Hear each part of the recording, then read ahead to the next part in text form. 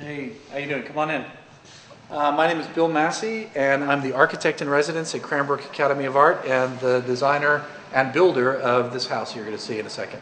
It's really a rectilinear house, a kind of typical modern house, more like a box. But what happens is ultimately there are two what I call volumetric anomalies. That would be the big, curvy, bulbous things. Act as effectively two lamps in the house.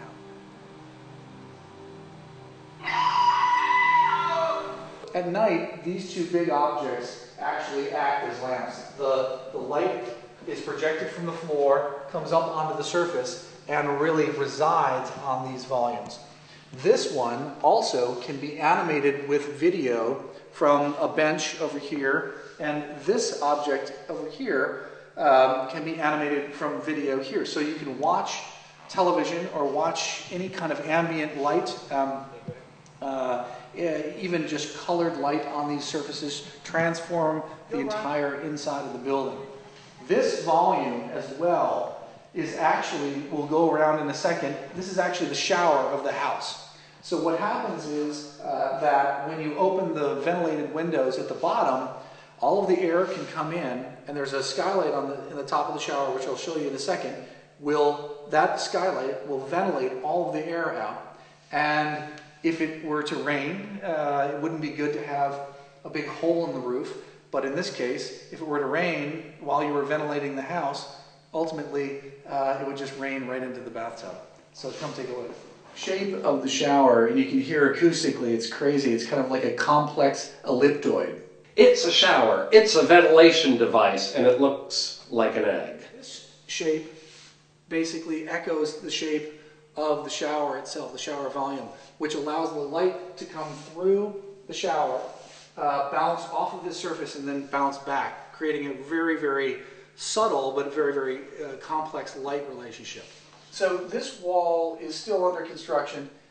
This is actually cardboard, but we laser cut cardboard that'll be replaced with laser cut plywood, cherry plywood. So it'll be a really beautiful plywood wall.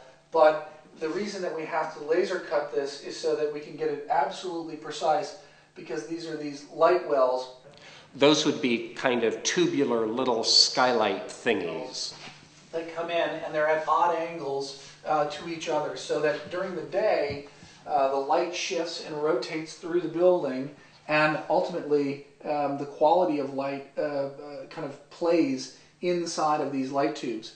Both of these light tubes are really about the eastern sun and the morning, and they align with the kitchen, so that if you're to wake up, make coffee, and you could really see and take advantage of this beautiful light that's coming through these two little apertures.